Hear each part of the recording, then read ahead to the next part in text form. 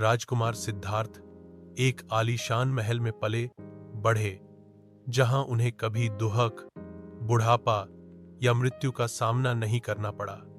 लेकिन एक दिन जब वे महल से बाहर निकले तो उन्होंने एक बूढ़े व्यक्ति, एक बीमार व्यक्ति और एक मृत शरीर को देखा। इन दृश्यों ने उन्हें जीवन की नश्वरता और दुहक की गहरी समझ दी।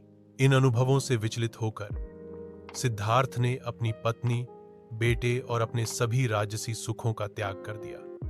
उन्होंने सत्य की खोज में भटकाव शुरू किया, कई गुरुओं से ज्ञान प्राप्त करने का प्रयास किया और कठोर तपस्याएं की।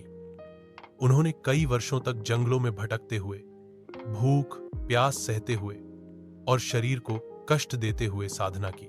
लेकिन उन्हें अभी भी वह अंतिम सत्य नहीं मिला जिसकी वे तलाश कर रहे थे। अंततः एक दिन वे बोधगया में एक पीपल के वृक्ष के नीचे ध्यान करने बैठ गए। उन्होंने प्रतिज्ञा की कि जब तक उन्हें ज्ञान प्राप्त नहीं होगा वे वहां से नहीं उठेंगे। कई दिनों और रातों तक गहन ध्यान के बाद उन्होंने सभी सांसारिक बंधनों और इच्छाओं से मुक्ति प्राप्त की। उन्हें बुद्धत्व प्राप्त हुआ, जिसका अर्थ है ज्ञान प्राप्त व्यक्ति। उन्होंने दुहक के कारणों और उनसे मुक्ति के मार्ग को समझा, जिसे उन्होंने 4 आर्य सत्य और अष्टांगिक मार्ग के रूप में बताया। ज्ञान प्राप्त करने के बाद बुद्ध ने अपना शेष जीवन दूसरों को दुहक से मुक्ति का मार्ग दिखाने में व्यतीत किया।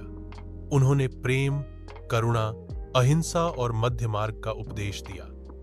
उनकी शिक्षाओं ने लाखों लोगों के जीवन को बदला और आज भी दुनिया भर में लोगों को प्रेरणा देती हैं।